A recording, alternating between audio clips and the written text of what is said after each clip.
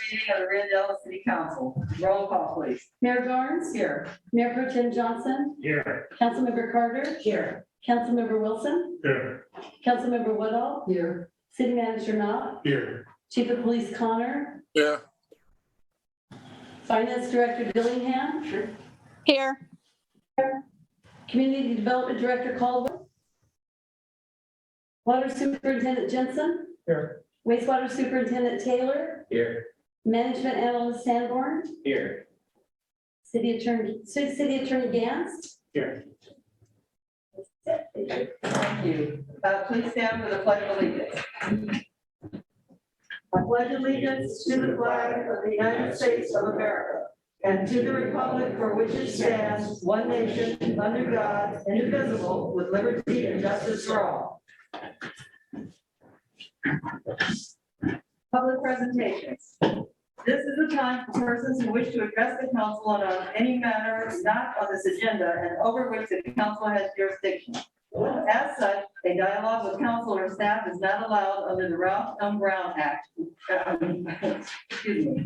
Items requiring council actions not listed on this agenda may be placed on the next regular agenda for consideration if the council directs, unless a finding is made by at least 2/3 of the council that the item came up after the agenda was posted and is of an urgency nature requiring immediate action. Please limit comments to a maximum of 3 minutes. Is there anyone who would like to address the council?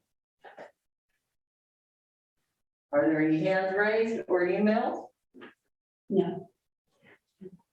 And we will close public presentation and move to the consent calendar. Is there anyone, any council member who would like to remove an item from the consent calendar? One, Item number 1? yeah, Okay. it's just, I wasn't here. Okay. So we'll remove item number 1. Is there anyone in the audience there who would like to remove anything from the consent calendar? Hearing none, then is there a motion to approve the consent calendar items 2 and 3? So moved. We have a motion. Is there a second? Second.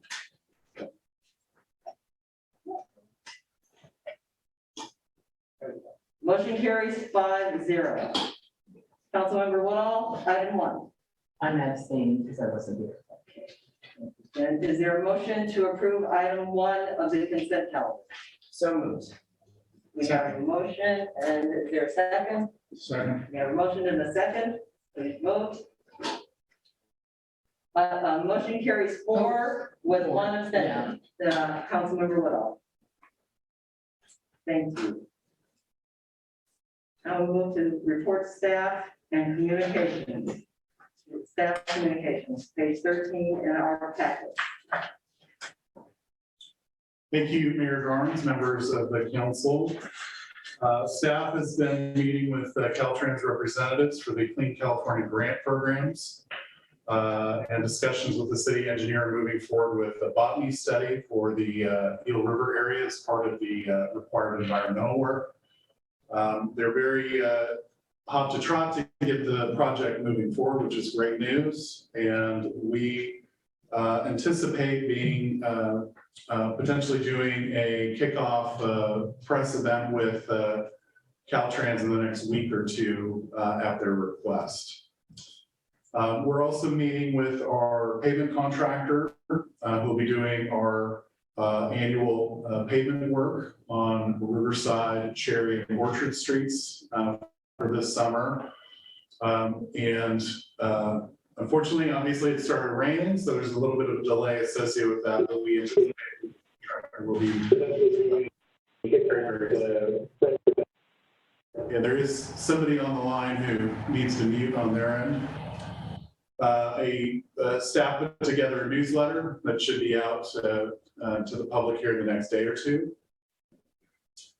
And we are also wanting to remind folks of the annual cleanup day on Saturday, May 7th, day before Mother's Day.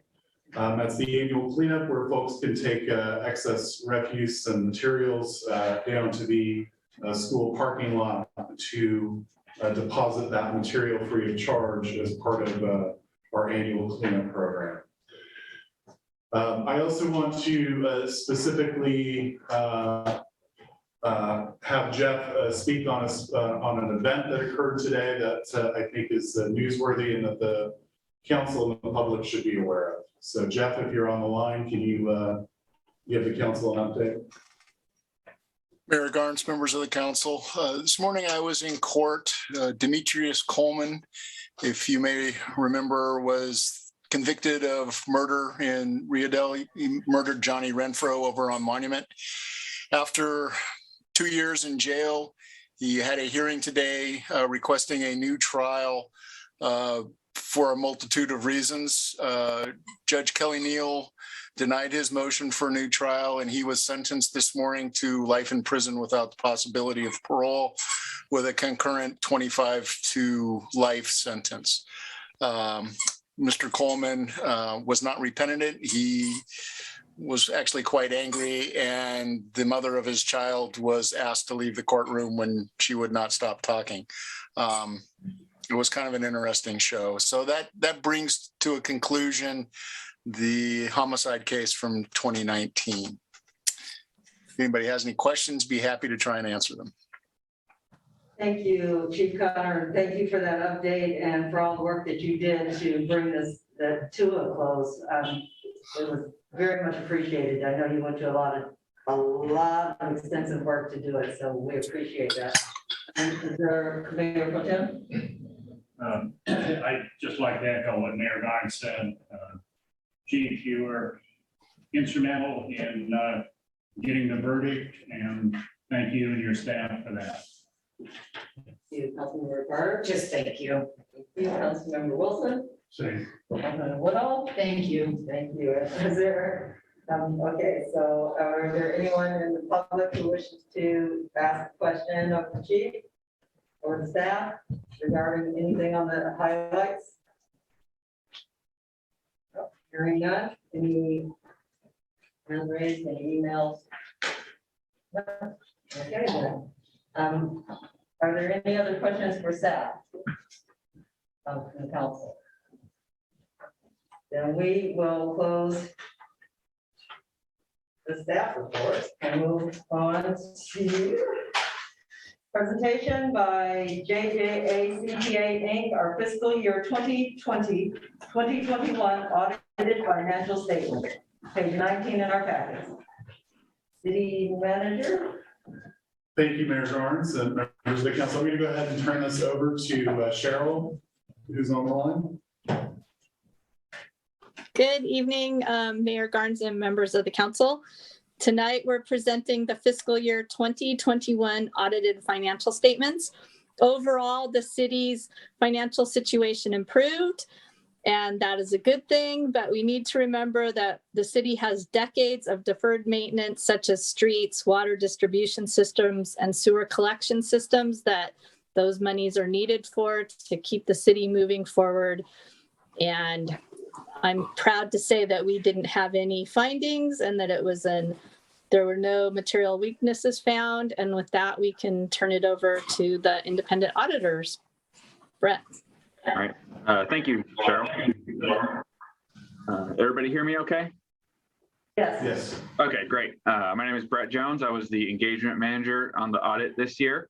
As Cheryl had mentioned, we issued an unmodified opinion, which is the highest opinion that we can give. You can find our report on the first page of the financial statements. There is one thing I just want to point out. There is an emphasis of a matter paragraph. That's nothing to be concerned about. That's just to notify users that the city implemented a new accounting standard. In addition to our auditor's report, I just want to kind of go through the format of the financials really quickly and then open it up for questions. You can find the management's discussion and analysis following our auditor's report on page 3. This provides a narrative overview and analysis of the financial statements, and this is prepared by management of the city, not the auditors, not us. Following the management's discussion and analysis are the financial statements themselves, starting on page 19 with the statement of net position. These are the government-wide financial statements, so that would include all activities of the city, governmental and business type. And those are prepared on a full accrual basis. The next section would be the fund-based statements, starting on page 24 with the balance sheet. These would represent just the governmental activities of the city, and these are prepared on a modified accrual basis of accounting, more similar to cash with a shorter accrual period. And then there are reconciliations that go between the fund financial statements and the government-wide financial statements that can kind of help you walk you through the financials and the changes from one basis to another.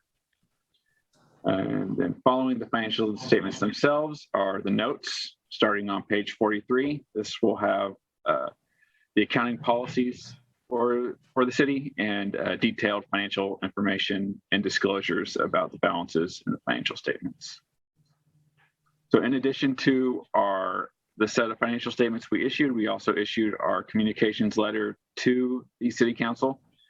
This is the standard letter we issue at the end of every audit. It used to be called the management letter. Now it's the communications with governance letter. It just kind of explains the audit process in a little more detail. And if we had anything to report, any material weaknesses or significant deficiencies, they'd be in this letter. And we are really pleased to report that there's nothing to report. So overall, the audit went very well this year. Cheryl and her staff were able to get us everything we needed to do our job without any issues. So with that, I'd be happy to answer any questions that the council may have on the audit. Thank you. Thank you very much, and thank you for doing the audit and for giving us such a grand report. And thank you, Cheryl, for making sure that the city was in the right space and doing things the right way. We appreciate that. I will open it up to the council for questions. No question. Okay, Councilmember Woodall? No, just like to thank Cheryl and her staff for doing such a good job. Absolutely, and that, thank you for saying, and staff, because I should have added that in too, so, absolutely. Councilmember. No questions, just lots of thank yous. Thank you. Okay, thank you. And is there anyone from the public who would like to ask a question, make a comment on the financial report, the audit? Are there any emails or hand raised? Yes, Mayor, we did receive one comment. It's from Stephen Sharon Wolf, and it reads as follows. Since we're talking about the city budget, please discuss how the proposed reductions in commercial cannabis taxes that will be discussed at the next city council meeting could impact city finances, including any impact of water, sewer, or street funds. The city received a significant amount of cannabis tax revenue. Is that broken down into cultivation taxes versus sales tax on dispensaries? That would help inform the discussion at the next meeting regarding tax reductions. Thank you. That kind of almost sounds like a agenda kind of thing, so I have to ask city manager to address that, please. Thank you, Mayor Garn. So technically, we're not talking about the city budget. We're talking about the city audit for a prior fiscal year. However, I will say that the cannabis taxes and water and sewer rates are not related at all. So water and wastewater are enterprise funds, which are required to operate and fund themselves. Cannabis taxes go primarily to the general fund, which primarily supports law enforcement services. So that's an important difference there. And then in terms of, there is a slight impact in the sense that as we expand businesses in the community, whether they're cannabis or non-cannabis businesses in the community, you have a larger and wider customer base for water and sewer rates. And so that helps defray the cost of services the more customers are able to sign onto that system and consume those services. And then in terms of the question about cultivation versus sales taxes for dispensaries, I believe the council's prior discussions were really related to cultivation taxes. And again, I just want to reiterate, any cannabis tax is a tax that no other individual or business in the community pays unless you are involved in the cannabis industry or a consumer of the product. So it's a tax that's levied above and beyond any normal business tax for any other type of business in the community. Thank you. Thank you. And so hearing no other questions or no other emails, we will move, we will close that item because it will be saved in file. And now we will move on to the item, the public hearing and presentation on proposed water and wastewater rate study with proposed rates through fiscal year 2026 through 2027 pursuant to Proposition 218 with possible continuation of tabulation of the protest ballots to May 3rd, 2022. Page 118 in our packets. Thank you, Mayor Barnes, members of the council. We do want to advise attendees of the meeting that to submit any remaining protest ballots that have not been turned in the box here prior to the close of the public hearing. So this is kind of the final few minutes to submit any remaining protest ballots. So the council is asked today to open a Proposition 218 public hearing, which has been noticed over 45 days ago. And this is in accordance with state law in order to make adjustments to water and wastewater rates. So what the city has been focusing on over the past few years is trying to provide information to the public and coming up with a long-term plan in terms of rates. And so we have utilized the firm of Lekowitz and Sang to help us come up with the appropriate rate structure for the needs of the system. And so that certain capital projects we have a shot at accomplishing. So the system, both systems today, they have a new well system, a new water plant, relatively new, and a new state-of-the-art wastewater treatment facility here in Rio Dell. So a lot of other communities are just now tackling these problems. And so a lot of these issues have been solved over the past few years. In each case, what the city tries to do is leverage as much grant money as we can to get the state and or federal government to pay for these services. So for example, following the 2014 drought, the city aggressively pursued grant funding for the Metropolitan well site to provide a backups of water during drought conditions in the city. We were able to get 95% of that funded through state and federal grants. And that really largely is because of the crisis situation that was, potentially there, having only one single source of water that if it failed would be catastrophic for the community.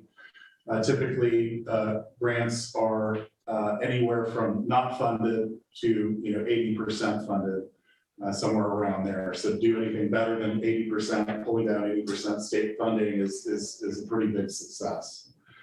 And again, with prior water improvements and the construction of the wastewater treatment facility, the two facilities also received pretty significant grant funding. However, there are payments that we do have to make to the state of California for the indebtedness, and we are paying 0% interest on those debts. What remains is two main critical issues for the city, which is for the water and wastewater system, which is distribution of pushing water out to communities' homes. We have a lot of aged, failing piping systems, and then similarly with the collection system on the sewer side, there are significant issues there that are potentially regulatory in nature that if they are not corrected and fixed, means that the city can get fined by the state of California for non-environmental compliance. So these are kind of two of the main issues that the city will be tackling not just in the next couple of years, but really over the next 10 or 20 years. And they're pretty significant issues, but they are solvable, particularly if the city gets grant funding. Right now, we have an application out with the State Water Resources Control Board for $9 million of improvements on the water distribution system. And we've been spending better part of the last 6 years trying to put this grant application together to make it competitive. Even that $9 million, that's we're really going to need the state to match probably 80 or 90% of that in order to pay for that project to occur. Otherwise, the cost of those improvements all falls directly on the ratepayers. So just a little bit of an overview of background of the situation. But tonight is about the 218 hearing. The public has an absolute right to submit protest ballots for these proposed rates. And the vote goes according to one parcel, one vote. So you can have multiple people on a single property who vote in protest of the proposed rates, but there's only one vote per parcel. So that's kind of one of the unique features of the state law in Proposition 218. So tonight, what we're going to be going through is to hear public testimony. We certainly, I think everybody understands the difficulty with the bills, the difficulty with inflation going on right now, and a lot of other problems. And so we're here to hear you, for you to encourage you to submit your protest ballot. And then at the close of the public hearing, it is recommended that we begin protest tabulation and do it for a period of about 30 minutes, see if we can get through the protest tabulation. If not, staff's recommendation would be to continue the meeting itself to May 3rd, and then to schedule an open vote count here at City Hall between the hours of 1 p.m. and 5 p.m. on Thursday, and if needed, 9 a.m. and 12 p.m. on Friday. So this Thursday and this Friday, in order to accurately count all the protest ballots. So with that, we do have Catherine Sang on the line, who will give the overview presentation for the water and wastewater rate study, and will be available to answer any questions that the public has. And so I will go ahead and turn it over to Catherine. Thank you for being on the line. Okay. And I will And we will have, Catherine, do you have a copy of the PowerPoint, or do you need Grace to? I have one, but it says that I need to be given permission to share my screen. If there's a way to do that. Thank you for being here tonight. Welcome. We Thank you. appreciate you coming out. Yeah. I would make her co-host.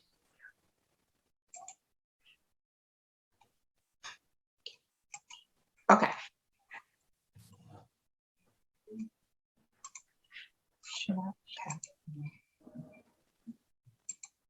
Okay. Hi, good evening, Mayor, City Council, and the public. My name is Catherine Sang. I'm a principal with Lahovich and Sang Municipal Consultants, and we've been working with the city since last year on this water and sewer rate study. The presentation I'm showing tonight is an overview of why these water and sewer rates are needed, and I will be available to answer questions after I'm done. Okay, let me just give you a background. The water rates, for water rates, they've increased each year since 2015. I'll show you the history of the water rates. They've increased about 2% each year. The rate structure, where the actual structure of the rates was last updated also in 2015. For wastewater rates, they have increased annually by the change in the CPI since 2013. And the rate structure was last updated in 2014. And as Kyle mentioned, the water and sewer funds, they're enterprise funds, which means that they're self-supported from rates and charges. They're completely separate from the general fund and they do not receive any tax revenue. So all expenses, capital, operating, debt service needs to be paid from these water and sewer rates. Our rate study covers a 5-year period beginning fiscal year 2023 through fiscal year 2026-27. So we're proposing that if the rates are adopted, the new rates will go into effect beginning July 1st of 2022 of this year, and future rate increases will also go into effect July 1st of each year to match the fiscal year. We presented these rate options at the January 4th and February 15th City Council meetings. And tonight is just an overview explaining why we are recommending what we're recommending.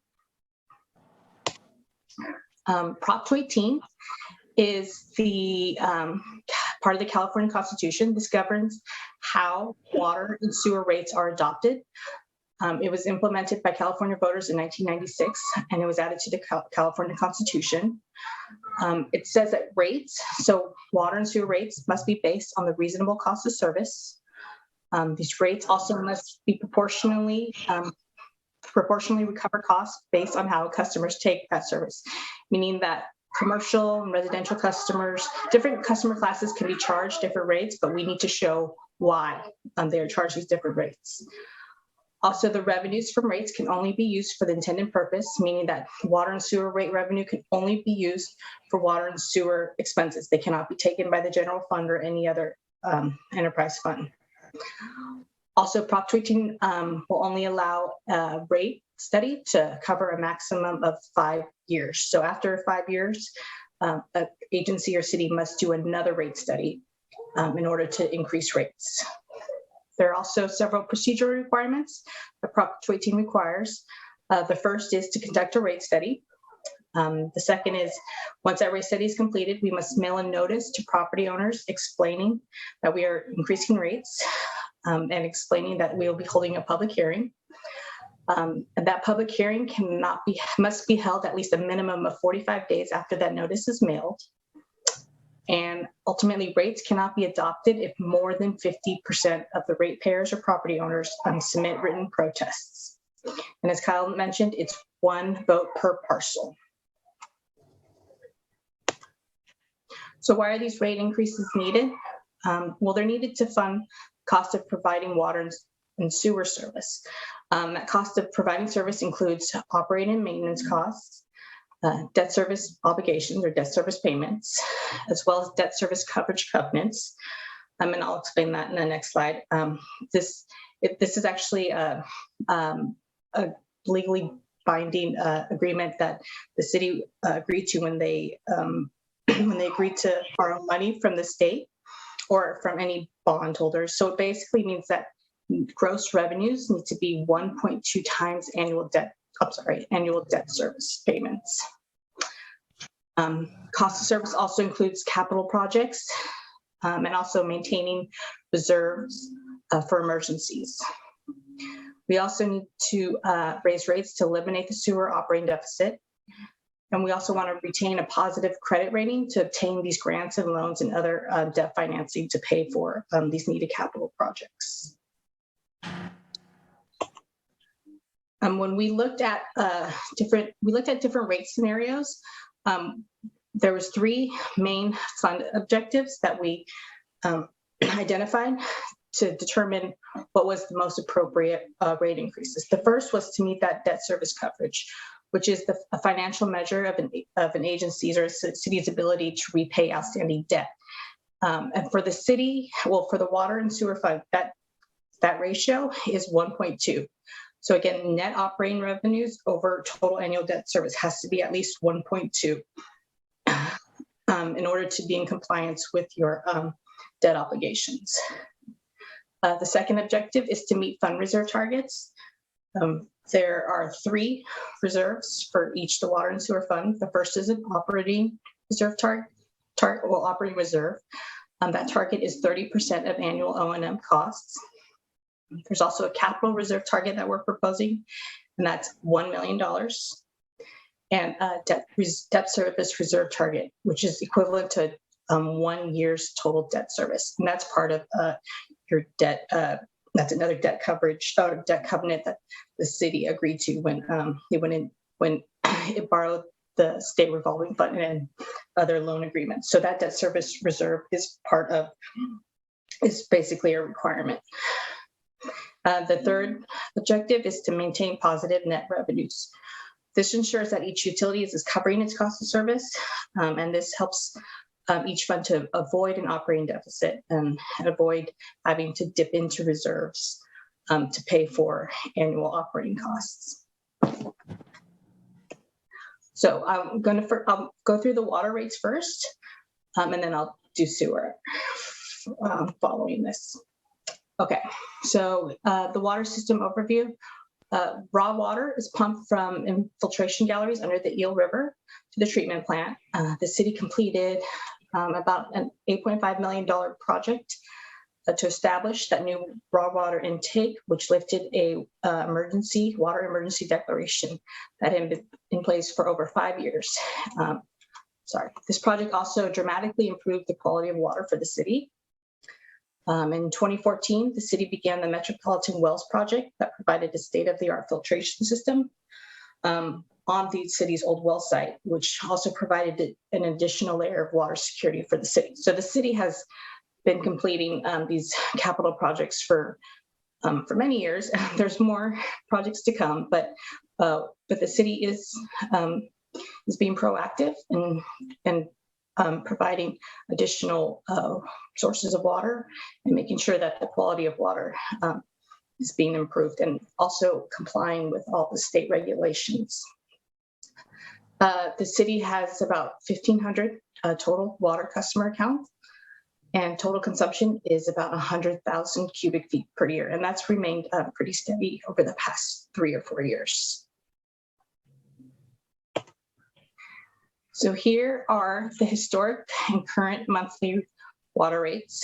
So in 2017, there was a big jump in the water rates, but since then, water rates have increased about 2% each year. And there's two components of your water rates. There's this fixed charge, which means that all customers are charged this fixed charge, regardless of any water consumption. This recognizes that even when a customer doesn't use any water, there's costs that the city incurs just to maintain that ability or readiness to serve for each connection. So that is your base charge. The fixed charge currently generates about 74% of total water sales revenue. The second component of your water rates is that consumption rate, which is per 100 cubic feet. And 100 cubic feet or 1 CCF is equal to 748 gallons. So this charge is based on your actual usage, and all customers are billed at the same charge, and there's only a single tier. This portion of the rate is intended to recover costs that vary based on the amount of water used, such as utilities and chemicals. And currently, the consumption rate generates about 26% total water sales revenue. There's also a third charge, and this is only levied for about 27 customers in the Dinsmore zone. This is an additional flat charge to pay for additional operating capital costs that the city incurs to provide water service to the area, since they are outside of the city limits. So here is a historical summary of the water fund, of the revenues and expenses. And you'll see that the water fund has been doing pretty well since 2018-19. They've been in the black. Based on this year's budget, there should be about net revenues about $72,000. So the city has done a good job of controlling costs, and the water rate increases have allowed the city to pay for its cost of providing service. So going forward, we're projecting what the operating costs are for the water fund. So on average, we're projecting about a 3 to 5% increase for most of these expenses, although there is, for this year or for next year, there is a bump. I know this looks large, it's 300% for chemicals, but in actuality, it's probably about a $50,000 increase in chemicals, and staff has been in touch with their suppliers, and that's just the cost for chemicals are just increasing. So there is a big bump for chemicals for next year, but overall water expenses are expected to increase about 11% in 2022-23. But for the future, we're projecting about a 4% increase through the rate study period.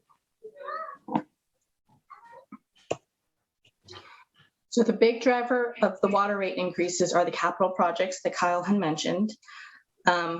Over the next 5 years, the water fund needs about 15 million in capital projects.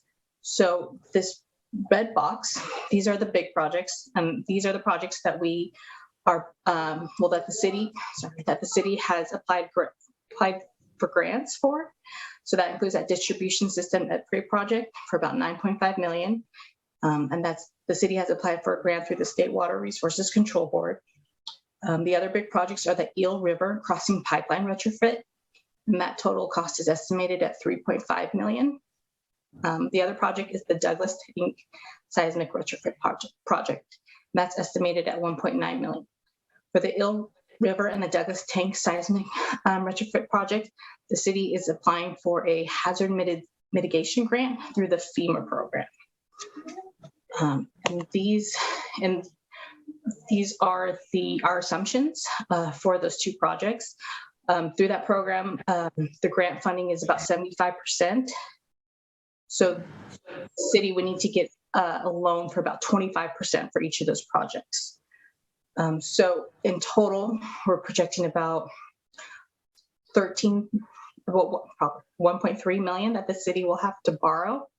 The loan terms are 30-year payback terms. The interest rate, we're estimating this may be a little conservative, it's 3%. So we're estimating debt service for the Eel River Crossing Pipeline Retrofit project to be about $45,000 each year. And for the Douglas Tank Seismic Retrofit project to be about $24,000 each year. Now for the big project, the distribution system project, the State Water Resources Control Board asked us to look at 3 different funding scenarios. The first scenario is scenario 1, which would be 100% loan, meaning that the city would have to borrow the total $9.5 million project costs. The second scenario would be a 90% grant and a 10% loan option. So the city would have to pay back $950,000. And scenario 3 would be the 100% grant scenario, in which the city wouldn't have to pay back any of the loan amount. After discussion with staff and city council, we decided to proceed with scenario 2, the 90% grant and 10% loan option. We do think that the city has a good chance of receiving a large grant portion. So we are recommending this scenario 2 with the loan terms of about 20-year payback terms and 0% interest. So total debt service is estimated about $48,000 a year. So I know there's a lot of numbers on here, but I just wanted to show how we determined that scenario 2 was the best option for the city. As you'll see, this top box shows what the proposed rate increases would be. I included a no rate increase option to show what would happen if we didn't increase rates. With the 100% loan, we would need 12% increases followed by 4%. With the 90% grant, 10% loan option, we were recommending 3% annual rate increases. And for scenario 3, it would be the 100% grant option, and that would be 2% rate options. So with our recommended scenario 2, we'll be meeting debt service coverage. You'll see that if we didn't increase rates, debt service coverage would fall below that 1.2 ratio in 2026-27. That was our objective 1. Our goal number 2 was to meet reserve fund targets. We meet it every year. And maintaining positive net operating revenues, our third objective. We also meet that with the proposed 3% rate increases. So here's a chart that shows what the projected operating reserve fund balances would be for each of those scenarios. So our scenario 2 is this green. It pretty much stays level. Like we're making sure that we meet all of our targets for every year. The red line is our operating reserve fund target. So here are our proposed water rates. We're not proposing any changes to the actual rate structure. We did do a new cost allocation, or basically realigning the rates based on your current number of customers and your water use. And if you want more details on that, I can go into more explanation about that. It's also in our report, but we're not changing the rate structure. We're still proposing that base rate. All customers pay that same base rate. That's your minimum charge. And for water use, we're proposing to keep that single tier. All customers pay that the same rate for every drop of water that they use. And also the Dinsmore zone charge. Dinsmore customers will still have to pay the additional fixed charge for the additional cost to serve them. So here are some sample bill impacts. And due to the updated cost of service allocation, the bill impacts for that first year, this 2022-23, will vary based on your actual usage. And I do want to mention that the average use for residential customers is 500 cubic feet per month, but that does change. Your usage does change each month, depending on weather and such. So for the average customer using 500 cubic feet a month, your bill will actually decrease for the first 3 years. Currently, your monthly bill is $65.63. And based on the rates proposed for July 1st, 2022, your bill will actually go down about $3.51 and then eventually increase 2% going forward. And here's a chart that graphically shows what the average bill would be for the next 5 years. So we're proposing at the end of the 5th year that the bill would increase to about $67 or $68. Okay. And here is a survey showing, excuse me, the city's current rates with some neighboring agencies. And I do want to mention that many of these agencies will also be increasing their rates. But currently, here's Rio Dell, and this is based on that average use of 500 cubic feet a month, based on our July 1st, 2022 rates. He'll be in the middle here, $62.12.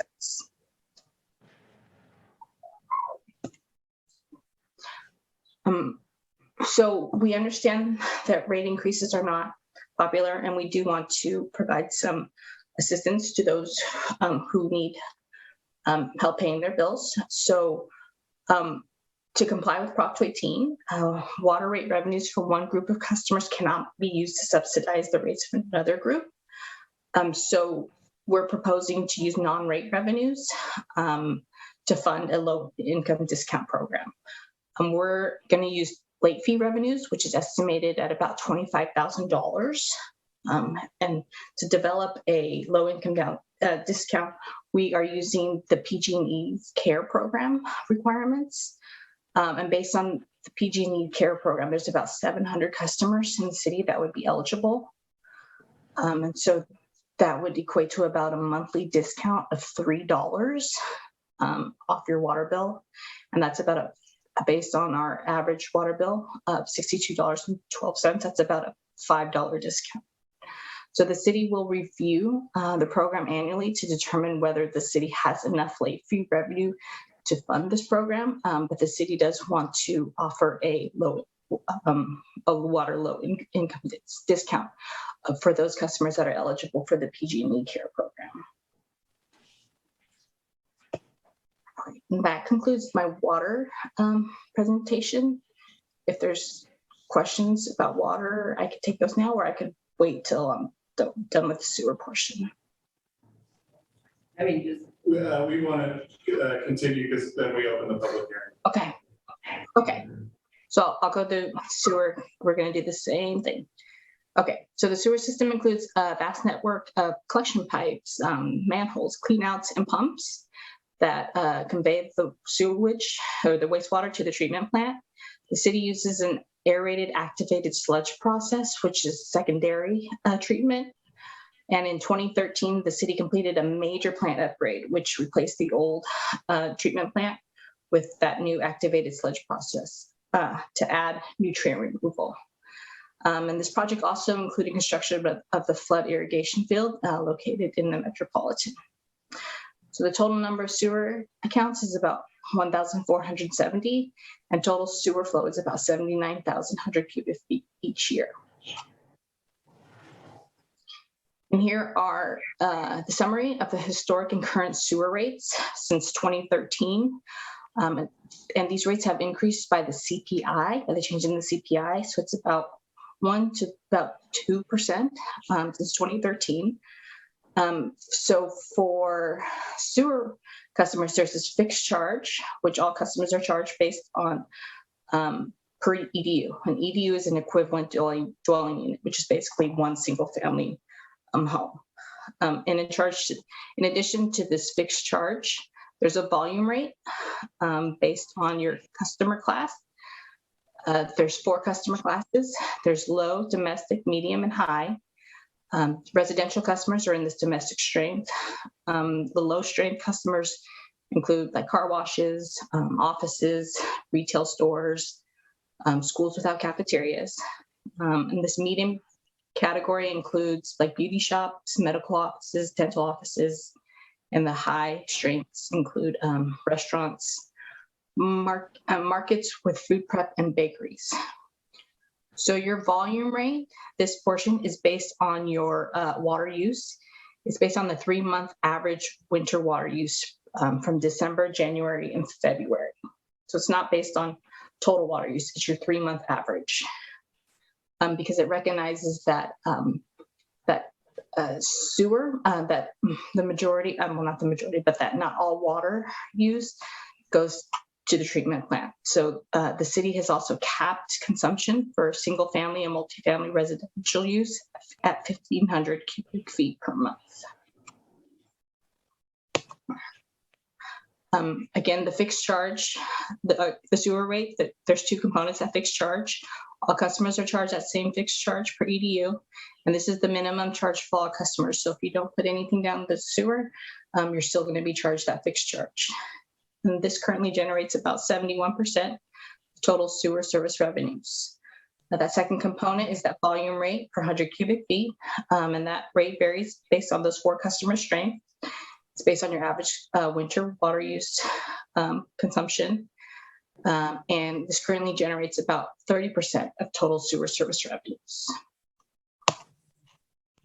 So here is a historic summary of the sewer fund. As you see down here in the red, the sewer fund has been in the negative for about 3 out of the 4 past years. Without rate increases, the sewer utility will continue to miss debt service coverage and will not meet its operating fund reserve targets beginning in 2023-24.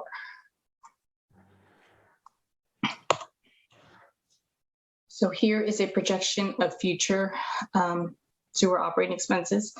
Again, we use the same cost escalators as water. Salaries and benefits are estimated about 5%. Everything else is about 3%, except for chemicals for next year, which is projected to increase about 300% or $75,000. So overall, operating costs for 2022-23 are projected to increase about 11%. And for the future years, total cost escalation is about 4%. In terms of capital projects, they'll be funded from rates. There's about $525,000 in planned capital projects. That includes SCADA upgrades, ANI reduction, and UV disinfection.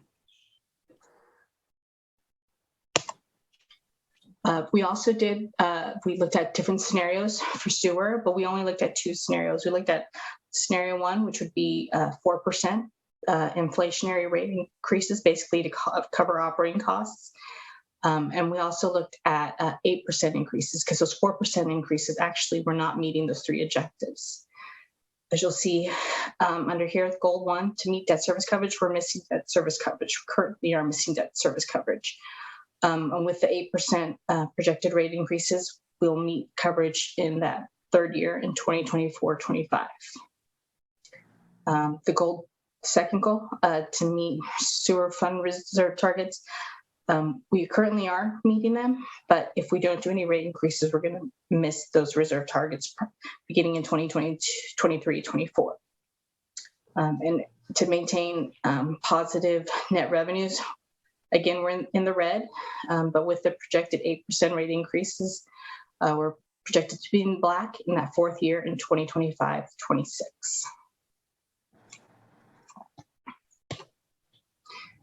And here's a graph that shows what the projected fund balances would be for each of those scenarios. So that red dotted line is the reserve fund target. The gray line is if there were no rate increases. You'll see that the reserve fund target, you'll see that the reserves will dip below the target. Same with scenario 1, those 4% inflationary rate increases.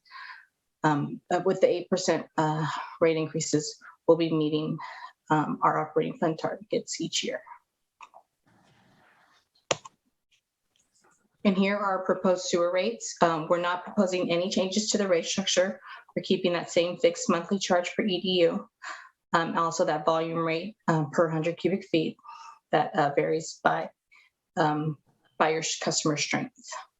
We're still keeping that volume rate based on that 3-month average of winter water use. And single family and multifamily residential consumption will still be capped at that 1,500 cubic feet per month.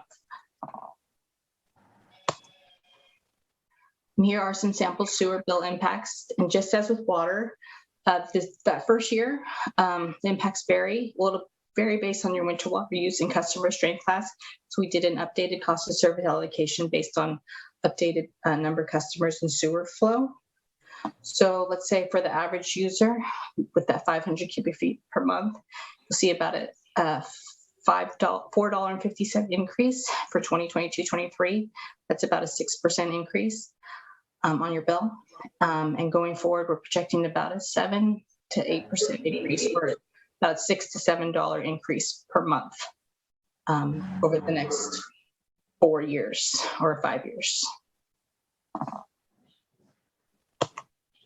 And here's a graph showing that a typical residential customer sewer bill using that 500 cubic feet a month.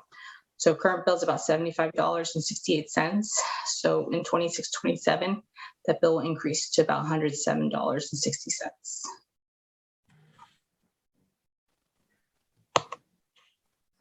And here is the regional bill survey. As you'll see, Rio Dell is on the higher side currently. At $75.68, and our proposed rate will also still be in the higher side. But all these other agencies will likely also be increasing rates, if not this year, in future years also, because they're also facing the same capital needs and operating costs as the city is. And as with water, we are proposing that sewer low-income discount. Using the same methodology, we'll be using the sewer late fee revenue, was projected at about at $25,000 total for the year. So based on the 700 customers that are eligible for PG&E, that's about a $3 monthly discount. And off of that average sewer bill, that equates to about a 4% discount off the total sewer bill. And again, this program will be reviewed each year by the city to make sure that there is sufficient funding to pay for these the low-income discount. So here's a chart showing the proposed combined monthly bill. The blue portion is the water, the green is the sewer. So currently the total combined bill is about $141.31, and that's for this typical single family residential customer that uses 500 cubic feet a month. For next year, the bill will increase about $1 to $142.29. And then by the end of 2026-27, that bill will increase to $175.29.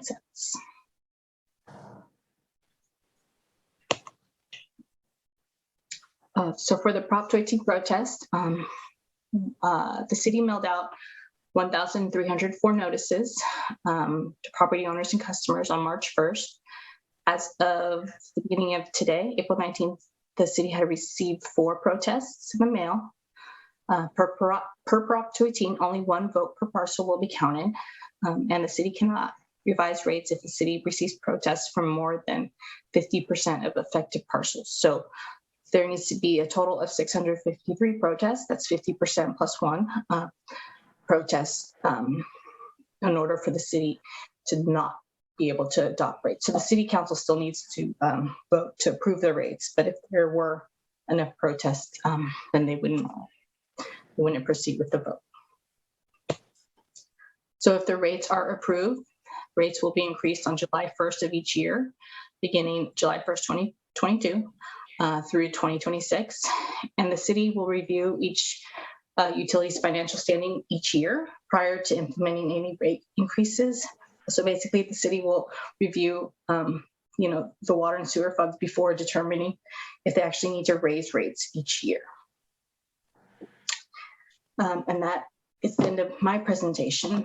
I could take questions, or I guess, Kyle, how we proceed with the hearing? Thank you. So what we would do now at the close of the presentation is open the public hearing and allow the public to provide testimony on the proposed rate adjustments. I would remind those attending, again, at the close, we need to receive any remaining protest ballots before the close of the public hearing in this box up here by the microphone. But we're ready to open the public hearing and receive public comment. Okay, we will now open the public hearing. Anyone's welcome to come up to the podium to speak. It's not meant for a dialogue, but just to so that we can hear your opinions. And they're limited to 3 minutes per person. And I think that's. Yeah, Karen has the timer, so. Yeah, we have a 3-minute timer, and also there's a sign-in sheet if people would just put their name down on the paper in case we don't, just for the record. You can set it up there. And after we have the public here, we will open also for any emails or any hand raised on Zoom. So anyone who would like to speak, please come up and speak. We'd appreciate it. Matt, do anything with this thing or no? No, that's totally, thank you. Okay. My name is Bridget Vale. I'm a citizen here in Rio Dell. And I put together a proposition to hopefully get enough signatures to not have this increase go through. And after listening to what she had said, it's even more concerning because you guys are saying that there's 700 people in Rio Dell that's eligible for the PG&E care program. And you guys are only going to offer maybe a $3 discount. That's kind of concerning because if there's 700 people in Rio Dell that already qualifies for the care program through PG&E, I don't know how they're going to be able to pay for this increase. To me, it's absurd. I know that my husband did come up today and he turned in a binder with over 300 petitions in it. So I'm assuming that you guys haven't counted that yet? No. Okay. So to me, it's just really, really concerning when you do have a large number of low-income families in this town. You have single parents, you have people who are on a fixed income already for disability, Social Security. And when you guys are going to propose to increase this that much, it's going to come down to like the elderly either getting gas in their car or paying for their prescriptions or having to pay their water bill. And she said how much there was for late fees already for water bills. Can you imagine what it's going to be like when the rate increases? If people can't afford to pay their bill right now and they're already late trying to pay for it, I don't know how they're going to be able to afford that. And the other thing that was concerning to me is in this letter, it said that there's approximately 1,400 customers. But then she had said there's 1,500 for water or sewer and like 1,470 for the other one. So when I came up to City Hall to ask, this is approximately 1,400. So if we had to get half plus one, no one could tell me the exact number of people that we would have to get signed petitions for. So I don't know how there can be more water customers than sewer customers. To me, that's concerning also. And another question I had was when I did come up to City Hall and ask, the lady that I spoke to at the counter said that every parcel was supposed to get mailed a letter, one of these. I have 2 parcels, I received 1. I didn't receive one for my other one.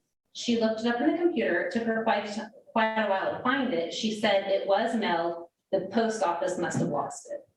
My cousin also owns 2 parcels here in town. She received 1, not 2 of these. So if every property owner is supposed to receive 1 of these per parcel, I did not get 2.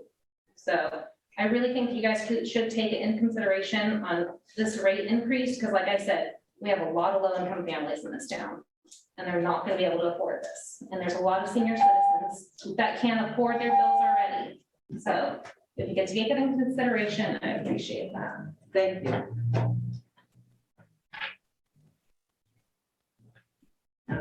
Anyone else? And would you please, when you say your name, I think they need to tell you their address or just the name is sufficient. Okay. Hello. My name is Angelina. I'm at 223 Bellevue. I'm a new resident here at Rio Dell. And I just want to say that the first red flag that I saw was, at first she said that it was going to go down and then back up the rates. And then I saw it just going up. But to have your bill be over almost $200 a month, when Rio Dell really doesn't provide any jobs for their residents. So how can you propose such an increase when everybody already has to commute so much, even to go to school, high school, anything, you have to commute. So these families are commuting 2 to 3 times a day, so I think that needs to be taken into consideration. Also there was talk about creating more customer base. Well, we just had to shut down our business here in Rio Dell because we found out you guys don't allow vacation rentals in town center. So, well, there goes one business. And to make it what the parameters that the city wants us to make it in is almost impossible. With the conditions that these buildings are in, it's going to take numerous amounts of grants just for the people to do that to their own properties. So, thinking about the overall, everything that's going on coming out of COVID, I know there was an article recently about the customers having to get shut-offs in Rio Dells because they couldn't pay their bills. It's already brought up again, how are they going to do it again? But, maybe giving more time since COVID, we're all just coming out to propose this increase. So it's not such a shocker to people. I think something that you guys should also consider. I had some other things in my head. Yeah, I think, there's the other thing was I see a lot of Rio Dell in the newspaper. You guys are getting grants, you're doing a lot of great things, but now it's time for you guys to do something for the people and residents that live here. It's not just about making headlines in the newspaper and being a city that people want to move to. I just bought a house here that you lost about 5 to 6 residents that moved out of state because they know that this increase was happening and they live on Social Security and their family can no longer live here anymore. I'm happy to be here, but knowing in the hoops that I had to go through, I'm going to be struggling and have to maybe pick up a second job and have to commute as well, just to be able to keep my home. So, really take that into consideration, the demographics that you guys are talking about. And if you do want to get more customer base, think about more incentives to have businesses here and to create more jobs here for the residents that live here. Thank you. Thank you.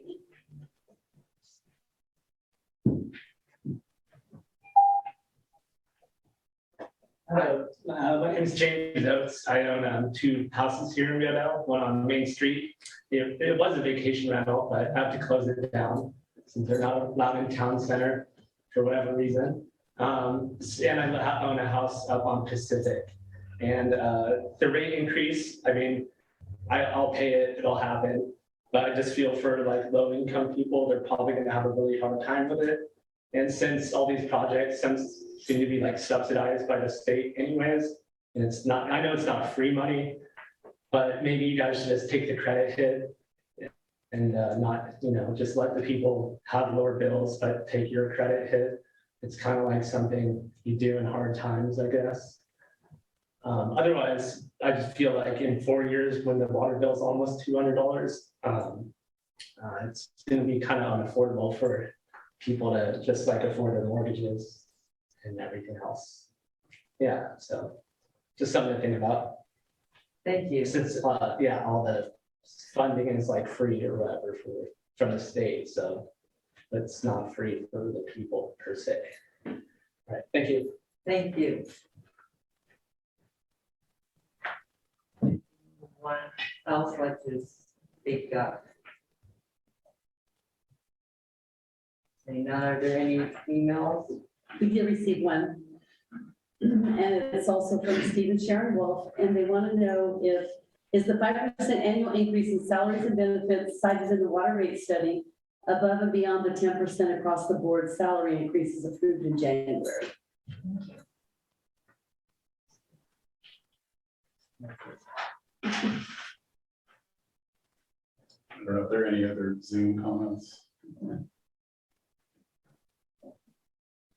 So that will close the public hearing because there's no one else. Oh, Was that question going to be answered about your? well, that was what I said at the beginning, is that it's not meant to be a dialogue back and forth. It's to hear the public's comments. So I'm not. Well, I can try to address answer. that. I can City try to, manager? yeah, I can try to answer some of the questions. Thank you. So the 10% increase for compensation that occurred in January was not part of the annual budget process for the current year. It was also not incorporated in the current rate study. So the 5%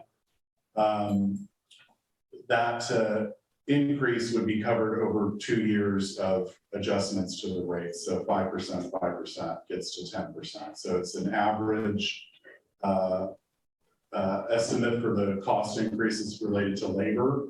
That also includes certain benefits that the council has limited control over, some of the costs of certain services, insurance and whatnot.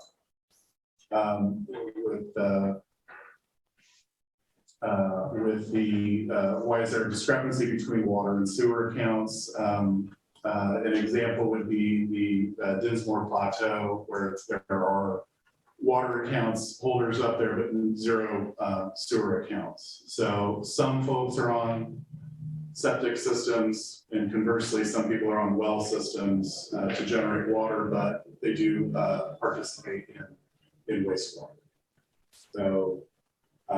So they are two separate funds. Do you have any other question that the manager can answer for you?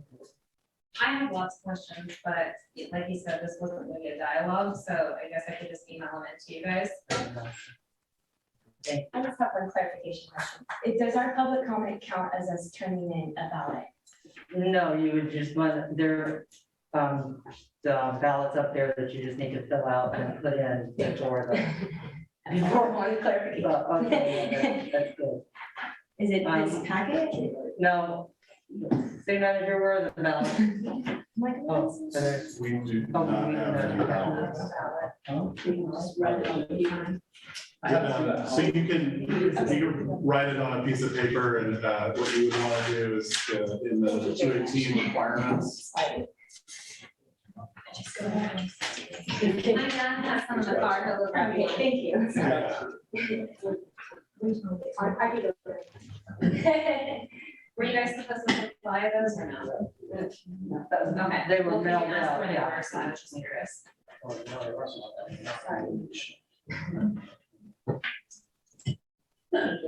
Okay.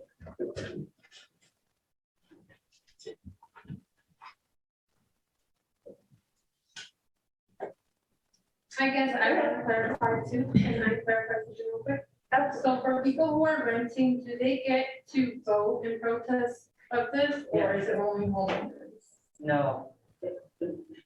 One per parcel, so if the homeowner protests, then for that parcel, then that's a protest, but if the homeowner doesn't, but the renter protests, then that counts for that parcel. People who are living in mobile homes, does each vote count, or is it just the property owner? That's where there was confusion. Yeah, so if a, for example, an apartment complex or a mobile home park is on one parcel.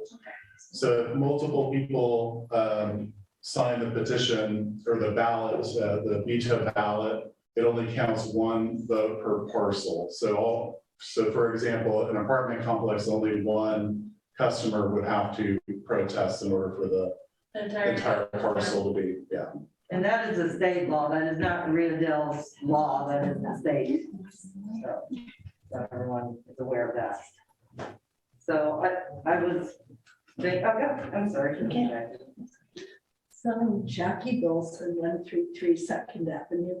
I want to say that we've had like chemists come to the city council before in previous years and talk about the importance of water and how it could like unincorporate the city. So it is a vital concern. It's not just raising the water for no reason. It's important to have good quality water.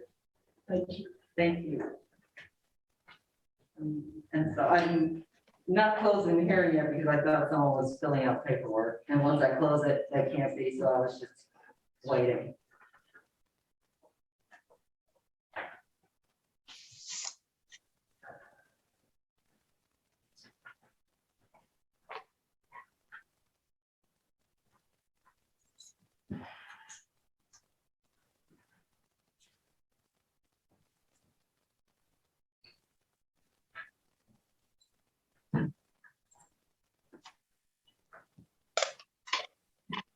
I should close the hearing.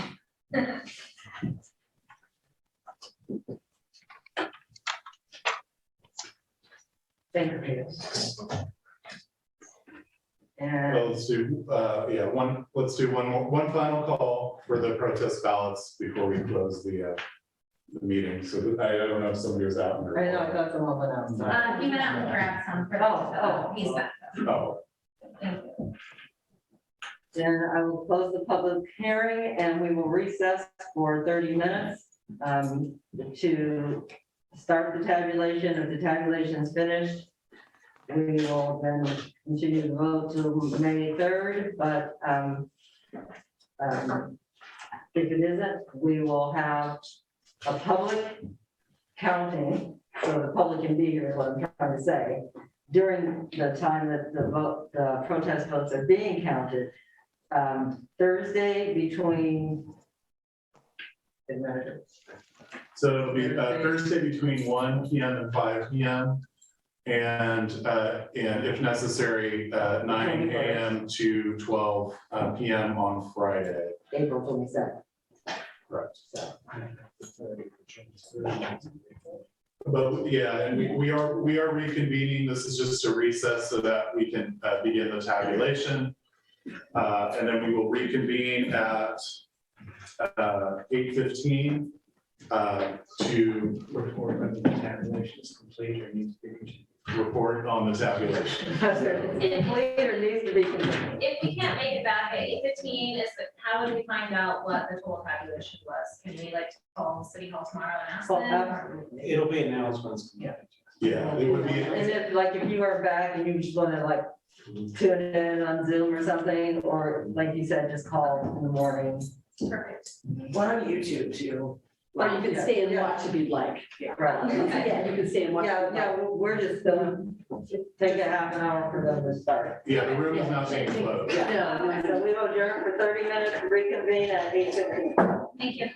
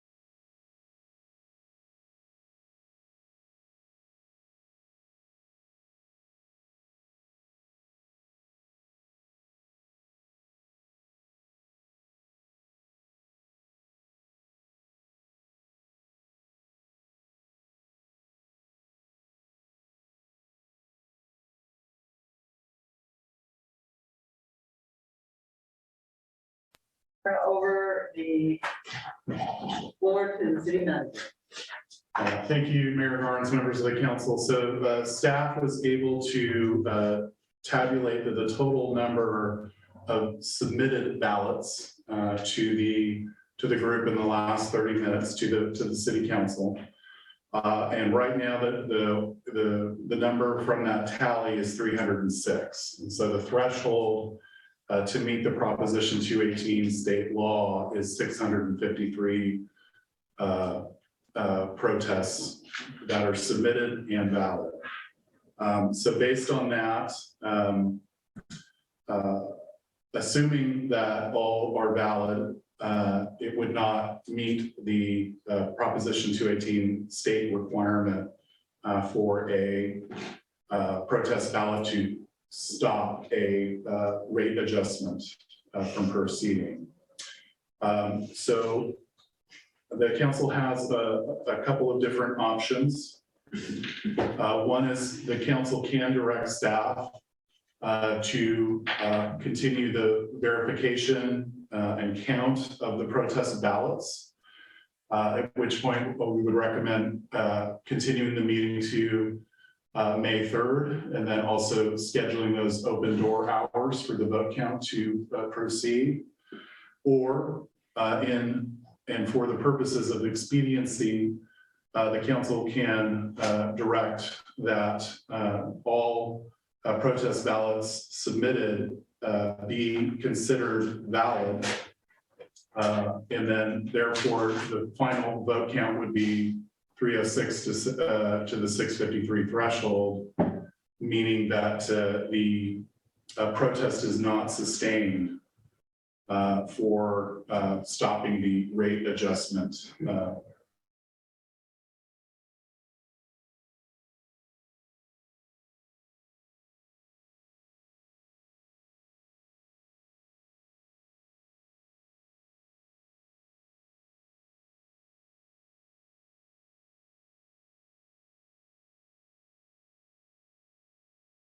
Hearing and the rate study for May 3rd. And those rates would become effective on July 1st of this year. So hopefully that made sense. There's two fundamental questions. Do you want staff to continue the vote verification, or because the protest cannot be sustained at 306 ballots submitted, that those that they all be declared valid and thus still not meeting the required tabulation. Thank you, city manager. So is there a motion to accept the protests, all protests, 306, correct? Yes. 306 protest ballots as valid. Is there a motion to accept that motion? We have a motion. Is there a second? Second. So I'll vote. Motion carries 5-0. And now is there a motion to direct staff to prepare a resolution to adopt the water sewer rate adjustment for the May and return it to us on May 3rd, 2022 for adoption? So moved. We have a motion. Is there a second? I'll second. We have a motion and a second. Motion carries 5-0. That on the 3rd. That, we move to council reports. Mayor Pro Tem. Thank you, Mayor Garnes. Some months ago, this council authorized the cleaning out of some flagpole holes down on Wildwood Avenue in the forward part of the central business district. And that action is going to take place tomorrow morning if there is great weather. And Kim Marks and I, along with some of Water Street Superintendent Jensen's crew, will be doing that work. Thank you, that's all. Well, thank you. Thank you all for doing that work. Councilmember Wilson. I think since we now I think we had an HWA meeting.